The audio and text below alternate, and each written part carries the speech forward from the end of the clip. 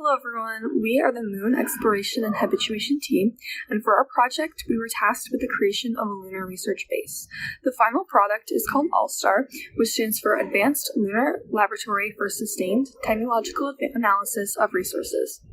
Today, we will be going in depth to talk about the specific sections we were tasked in researching, but first I will introduce our team.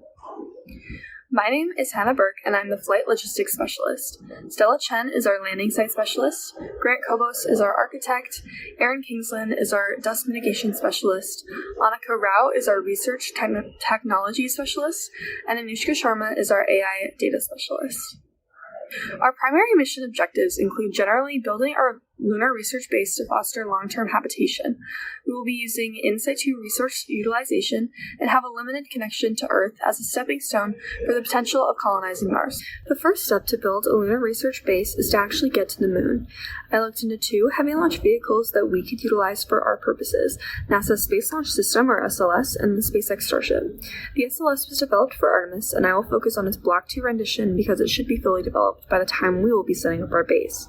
Block 2 has the payload capacity to carry 46 tons of cargo to the Moon when it's in its cargo configuration, and it has 43 tons of payload capacity when it's in its crew configuration. It's estimated to cost $4.1 billion per launch, and it is a single-use rocket. In its crew configuration, it carries the Orion spacecraft, which can hold 4 to 6 people. Transitioning to the other picture, the SpaceX Starship can be seen in its crew configuration, though there's also a cargo configuration.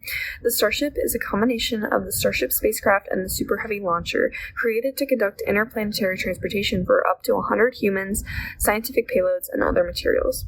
The Starship is completely a reusable system and will have an expendable payload capacity of 250 tons and a reusable payload capacity of 150 tons. It is projected to cost $10 million per launch and will be used as one of the Artemis landers. The SpaceX Starship suits our purposes better and is the launcher we should use because of its higher payload capacity, reusability, and relatively cheap projected costs. The SLS would be a backup in case of any issues encountered with the Starship, which I will further discuss later. NASA's CLPS program, which stands for Commercial Lunar Payload Services, competitively funds companies to create lunar transportation services for NASA payloads. NASA sends requirements to companies and they are able to send in their bids for the spacecraft. NASA determines the landing site and payloads while the company is provided a grant to construct and control the spacecraft. We can utilize the CLPS program by putting out our requirements for our lander and fund a company to build it. The order of delivery is the least to most necessary aspects of the base. The first launch will be for the center module of the base, where experiments will be conducted. The second will be for the astronauts' personal living areas. The third will be for the rover and the garage, and the final launch will be for the plants and aquaponics area and systems. Science instruments and materials will be delivered throughout the mission.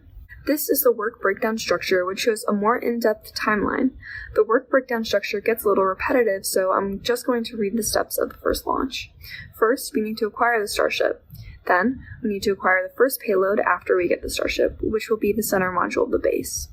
Then, we will load the payload into the Starship using the crew configuration, payload supports, and people to load it. Finally, we will conduct our first launch using the Starship system, a ground control crew and equipment, and a prepared launch site. There are 2 main risks we need to evaluate when it comes to the flight logistics aspect of the project. 1, the Starship costs more than expected. The consequence is really unfortunate, and we would need to reevaluate and compare the SLS and Starship to see which has the better value. The likelihood is medium, because space travel is expensive, but it will be cheaper if the rocket becomes completely reusable. The second risk is the Starship is not fully developed or tested on time. The consequence, we have the SLS, but it would throw off the timeline of delivery, and the likelihood is low because they are using the Starship with Artemis, and Artemis will be finished before our mission. To summarize the flight logistics aspect of the project, we will be using the Starship and conducting 4 total launches to deliver the materials needed for the base. We will also competitively fund a company to build a lander using the CLPS program. I'm Stella, and we considered many factors when choosing a landing site, but these are 3 of the most important. Water harvested from ice and PSRs can be used as drinking water for astronauts, so PSRs must be easily accessible from the landing site. Next, sunlight is an important energy source, and long periods of illumination are important, so astronauts working outside the moon base can see while they're collecting samples and doing other work. Lastly, landing in a safe area is a priority because sharp rocks and uneven terrain could potentially damage parts of the moon base or other instruments. We especially prioritize mitigating lunar dust. Lunar dust are small, sharp, and toxic regolith particles that can get into your eyes and throat, causing irritation and damage. It can become especially difficult when scratching solar panels and getting into the small crevices of instruments, making them unusable. This was a big concern when landing our lunar base. With these factors in mind, we considered 13 landing sites when determining where we wanted our research base to be located. However, based on the factors we prioritized, we chose these 3 sites as the final candidates. The connecting ridge was the most illuminated landing site, so it would help with solar panels and outside work. The Munson Rim would minimize damage to instruments when landing, and Leibniz Beta Plateau would maximize the amount of water harvested from lunar rocks. After discussing the landing sites, we settled on the connecting ridge. We came to the agreement that light and illumination from the sun was the most important factor to consider, and the ridge is the most illuminated location at the South Pole with a maximum of only 4 to 5 days without sunlight. There are also many PSRs within close vicinity so we can extract water from the rocks and water ice. The connecting ridge is also located near the rim of the SPA Basin, which is the largest, oldest, and deepest crater on the moon, allowing us to learn more about the formation effects of the basin. Similarly, there is a lot of ancient rock material that can help us to better understand the formation and differentiation of the moon. And here on the right is a picture of the SPA Basin, and you can see how the South Pole is at the bottom, near the rim of the basin. Here is a map of the lunar South Pole, and circled in blue is where the connecting ridge is located. It connects Shackleton, Day Gerlache, and Sverdrup craters. This is an illumination map that shows the average illumination on the connecting ridge. You can see here how there is a good amount of black area, meaning that illumination is extremely high in these areas. So for the trajectory of where we want to collect samples, it's important to collect water samples from multiple PSRs. This is possible because the connecting ridge is only 10 to 15 kilometers from both small and large PSRs. Then, exploring the ejected materials scattered on the surface of the connecting ridge could allow for reconstruction of the age and learning the effects of the formation of the SPA Basin. Overall, making sure a variety of samples are collected so scientists can use these samples to determine more about the moon. This map shows a faraway look at the general areas of where astronauts can travel to get to nearby PSRs. This is a close-up on the PSRs that are surrounding the ridge. All the red spots are PSRs. Here is a map of the SPA Basin. Circled near the bottom is the South Pole, and you can see how it is in the mixed ejected material ring, so a lot of ejected material can be collected from this ring. Lastly, circled here is where the connecting ridge is located. The connecting ridge location is able to provide ancient rock samples from the feldspathic highlands terrain. Overall, we chose the connecting ridge because of its illumination, close proximity to multiple PSRs, access to ejecta in the SPA Basin, and variety of samples, while considering factors such as landscape, dust, water, and illumination. The trajectory we chose reflected these unique features of the landing site, making sure to tackle previously unexplored areas and collecting different samples from each spot. Hello, I'm Grant, and I'll be talking about the lunar habitat. The lunar habitat will be composed of 5 distinct modules. The laboratory and the airlock will be sent first, as they are necessary for the crew to survive in it. It will then be followed by the crew quarters, then the rover garage, and then finally the aquaponics bay. On the lunar surface, there is no atmosphere, which means that nothing will slow down projectiles such as debris, kicked up rocks, or asteroids. Designing an unprotected lunar structure is irresponsible and dangerous. Each wall will be 100 millimeters thick. The first layer of the wall will be 3 sheets of 5160 steel and 2 sheets of depleted uranium. It will be 50 millimeters thick. The second layer is 30 millimeters thick and is made up of rubber and empty space. The third layer is 20 millimeters thick and made up of ceramic tiles and stainless steel. The 50 millimeter outer wall is a dense blend of hard and malleable metals. It will stop most projectiles and electromagnetic radiation. The 30 millimeter spacing forces kinetic energy to only be transferred through the rubber points, dampening any vibration and stopping cracks from occurring down the hole. The 20 millimeter inner wall will stop spall ejected from the outer wall. This armor configuration would be lighter, cheaper, and safer than just a solid wall. As it's lighter, it's easier for astronauts to assemble on the work site, as they don't have large construction equipment. It's also cheaper, as using fewer materials costs less. And it's safer because it stops small fragments, which can be ejected even if the outer wall isn't penetrated. It prevents cracks from forming down the entirety of the structure, and it dampens vibrations. It also shields astronauts from electromagnetic radiation, which can potentially harm them long term. Overall, the structure is bulletproof, blast-proof, quake-proof, and crush-proof. It costs $13.2 million and weighs 547 tons, making it the largest structure to be in space. Lunar regolith is a general term referring to debris covering the lunar surface. Considering the interactions researchers at the lunar base will have with these components, understanding and ultimately overcoming the harmful impacts that Stella described will be vital to the sustainability of our project. This effort begins with mitigating the researchers' exposure to lunar dust. To combat lunar dust, we can use the regolith's electrostatically negative properties to our advantage through repulsion. Dielectric wires, which can hold electrostatic charges with non-vanishing dipole moments, can be integrated into our project design to repel dust. Polysilicon elastomers are best suited for handling the lunar environment. We can integrate these dielectric wires into the designs of solar panels to prevent dust from settling on the solar cells and on communication systems that may prevent crucial signaling pathways. These will be utilized in Annika's rover designs with attractive forces to collect dust. However, repulsion is not foolproof. For the instances where lunar dust comes into contact with the EVA suits, how the fabrics are designed and organized can play a role in mitigating dust interactions. The Apollo 11 mission suffered from underpreparation, as the fabrics used for spacesuits were easily penetrable from the small grains. Artemis and future missions must have improved anti-abrasion properties through the use of multi-layering, seal protection materials. Based on NASA's studies on fabric penetration and dust abrasion, Kevlar and orthofabric should be the primary layers of the suit. Alongside this, surface nanocomposite coatings could further aid in dust repellency and surface protection. Despite these efforts, lunar dust will still lodge itself into the EVA suits, leaving filtration measures in the airlocks as their final resort. When the astronaut walks into the airlock, they will perform a series of rotations under high-speed projections of negative air ions. This will be accomplished through corona discharge with high curvature favorability of the cathode. The negative air ions will provide kinetic and repulsive forces to dislodge the particles from the spacesuit. The air and dust will travel into the circulating ventilation system, where the air will be neutralized through interactions with positive air ions created by another station of corona discharge, this time favoring the anode. The neutral air and dust will be separated through systems of electrostatic attraction and filtration. As a final measure, the astronaut will scrape more potential dust particles from crevices using a brush with electrostatically negative charge bristles. Different sized particles respond to electrostatic attraction based on their surface area to volume ratio.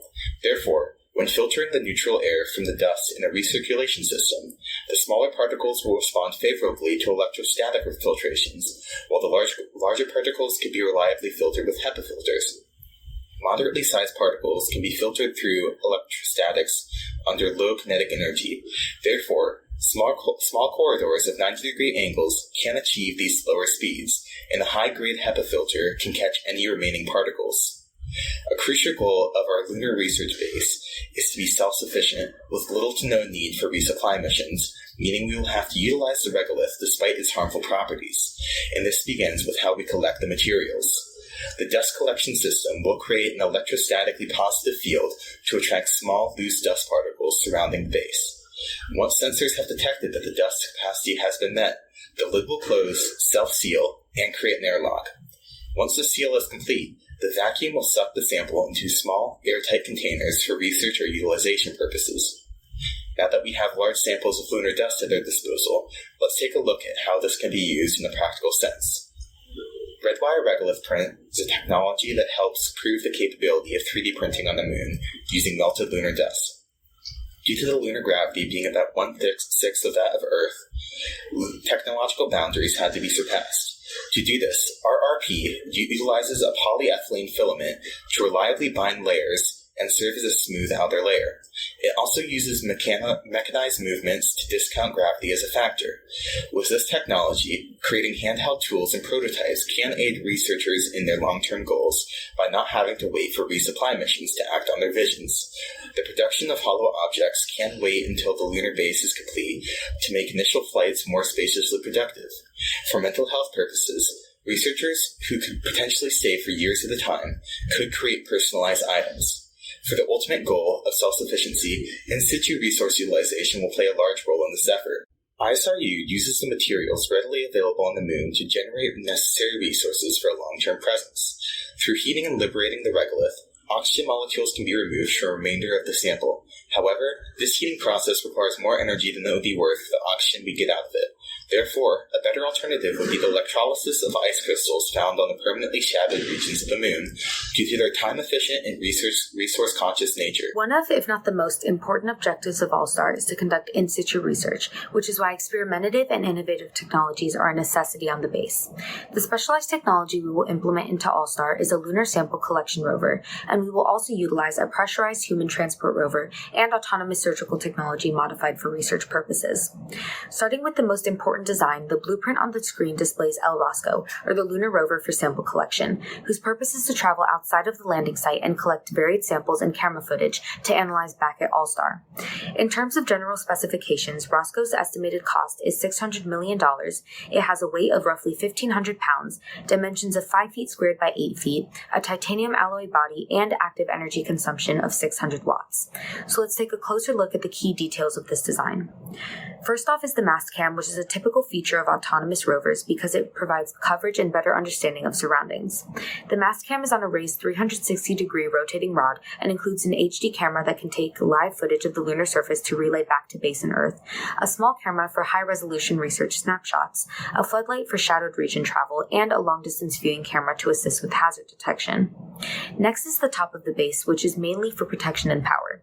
The solar panels of the base provide main power when the rover is in direct light, and charge backup lithium-ion batteries for shadowed region travel, which can last upwards of 3 months. The panels are attached to the lid, which is automated to lift up and contain samples inside. The top also has multiple large floodlights to illuminate surroundings and improve camera function in the dark. On the right of the image, which is the front of the rover, the panel also automatically lifts to store attachments for the robotic arm. And this leads into the final section, which is the bottom of the base. This main portion includes a 3-jointed robotic arm with a customizable head, 6 large titanium and independently driving wheels, a hazard cam to detect the obstacles along the rover's path, and a radio wave sensor for similar function in the shadowed regions. Both the arm and the wheels are built with resilient titanium alloy to prevent damage from abrasive lunar regolith, which it will be in contact with nearly constantly. Additionally, the wheels are fairly large in size and number, have large twisting metal treads, and can move independently of each other, all to provide better maneuverability in unpredictable lunar environments. So how does Roscoe do its job of collecting samples?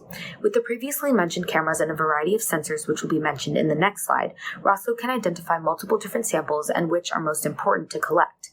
The flexible robotic arm has detachable heads, meaning that the singular arm can be used for different functionalities, which is a very novel idea in rovers. The attachments are a scoop for small rocks, a strong 3-pronged hand for large rocks, an electromagnetic head as mentioned by Aaron for fine lunar dust, a rock drill bit with a protective cover for medium-density rock, an abrasion drill bit to remove dust from mineral-dense regolith, and finally a hard drill bit with a protective cover for regolith crust. Using the necessary attachment, Roscoe can extract samples that the system believes are important, as Anushka will delve into later, and store them in its body. The body of the rover consists of 4 raising platforms. On the left of the image, which is the back of the rover, the arm can place solid samples, with each level having a maximum payload of 40 pounds. On the right of the image, which is the front of the rover, the arm can stick its head into autonomous fine sample containers, which have opening and closing lids similar to a camera lens, to hold regolith samples while preventing internal damage to the rover as a result of stray lunar dust. The aforementioned sensors that assist the rover in finding the samples it needs are a Mars hand lens imager for astronauts to observe samples before collection, an alpha particle X-ray spectrometer for chemical compound identification in regolith, visual simultaneous localization and mapping, or VSLAM, to interpret sensor data in real time, an accelerometer to track Roscoe's health and speed, and various proximity, tactile, and position sensors to assist with navigation. While Roscoe is the unique rover for ALLSTAR, current technologies can also be modified to have useful applications. Most notably, NASA is developing an astronaut transport rover for Mars that would provide shelter and a workspace for extended periods, which would be useful for astronauts to leave ALLSTAR and do in situ research in different lunar ranges. The other notable technology is inspired by Da Vinci surgical tools, which allow surgeons to connect to a pinpoint-accurate surgical system and conduct surgeries without ever touching the patient. With modifications and changes to the tools of the system, this technology would reduce damage to samples and astronauts during study and let them analyze anywhere at any time. So to summarize my main points, I discussed the importance of innovative research technologies, the most important to ALLSTAR being LROSCO, which will allow the base to learn about the lunar environment. I also discussed the potential of previously existing designs to be modified to ALLSTAR's purposes, namely the existing Human Transport Rover and Da Vinci surgical technologies. And now we will transition over to my colleague Anushka, who will discuss what happens with the research done with these technologies. I am Anushka, and to further facilitate the research, AI data flow models will be included. First, how safety systems will be integrated with the model. An early detection system will be established through the use of AI to allow for early recognition of malfunctions in the support systems. To establish this, we first will collect telemetry data, then develop relationships, and finally establish an alerts threshold. Telemetry data will be collected to develop sets of big data to later overlay with the real-time sensors of the base. It will be collected mostly through the ECLIPS, or Environment Control and Life Support System of the moon base. Data such as air pressure, temperature, CO2 levels, which is under the Atmosphere Revitalization System, will be collected through this element. Radiation levels will also be collected and measured through dosimeters. This data will be constantly stored for the next steps of processing. After packets of big data have been recorded, relationships will be developed amongst each set. The usage of SIAT, or System Invariant Analysis technology, will be applied to determine and analyze relationships amongst the data over time. At the beginning stages of the moon base, past collections from the International Space Station will be utilized for big data sets to allow for the initial training of the model. Next, the SIAT systems will create invariant relationships to calibrate the models and understand the trends and possible irregularities within the sensors. The application of SIAT is most beneficial because it has the capacity to detect patterns in relationships that could otherwise be overlooked by professionals. In this image from the NEC Corporation, the first step of this process is depicted by representing how various sets of big data is accumulated and then overlaid to initially calibrate the system.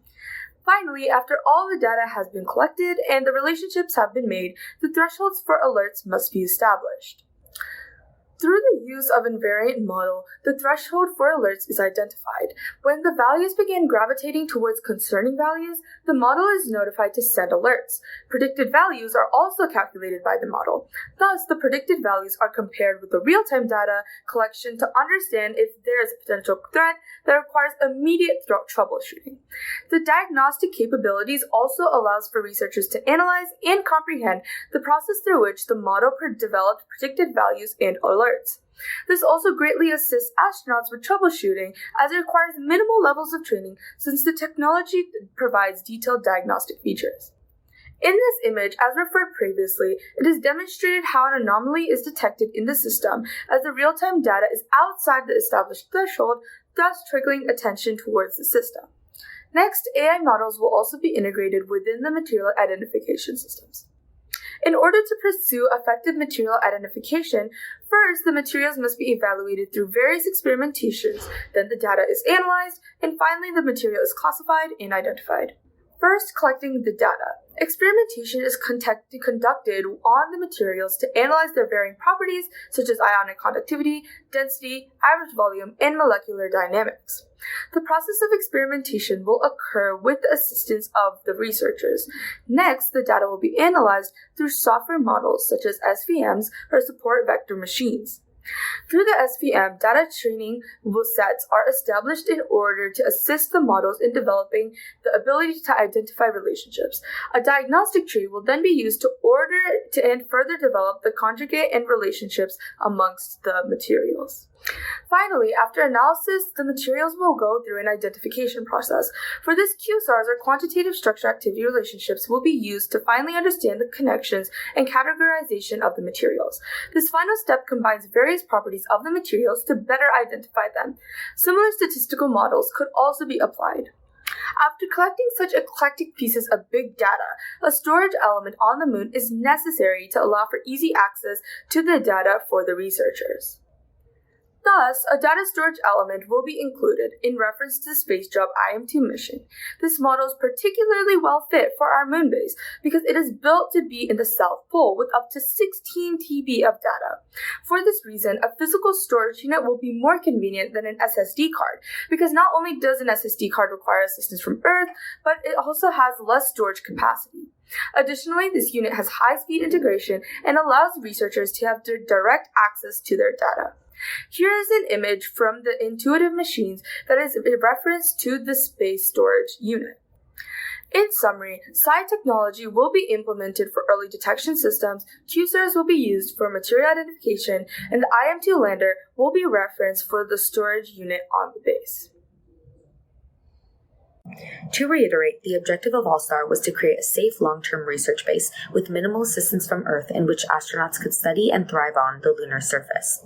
We pursued these goals with the intention of preparing for future off-Earth research and habitation efforts, particularly on Mars, and we did so by mixing our own innovative designs with the modified creations of other scientific contributors to the new age of space exploration. As a team, researching and proposing ALLSTAR exposed us to a rigorous but rewarding STEM work environment, as well as peers with the same interest in space as us. The most challenging aspect of our project was converting our thorough research into a tangible idea that viewers could interpret, but we solved this through lots of planning and communication. We were able to learn so much from this experience thanks to our mentor Ernie, as well as our on-site supervisors and the constant support of the SEAS directors. Now we would like to individually tell you what we all gained from the SEAS program. The NASA SEAS internship allowed me to recognize my passion for STEM-related careers such as aerospace engineering while collaborating with like-minded peers from across the nation. Becoming a NASA SEAS intern is the greatest opportunity I have ever been given. It allowed me to make numerous friends from around the country and has given me more than enough memories to last a lifetime. SEAS exposed me to authentic NASA research, and I was able to connect with and network with current and future subject matter experts through the program. NASA SEAS has helped me realize all the different intersections between interests and has helped me meet a network of like-minded people. It has also sparked a new interest in me for aerospace, and I hope to dive further into it in the future. SEAS introduced me to some great friends, colleagues, and field professionals and made me a better one of all of those. The opportunity presented to me by NASA SEAS is a wonderful experience, and it's definitely the best thing I've done over any of my summers. Here are the references used throughout the entirety of our presentation.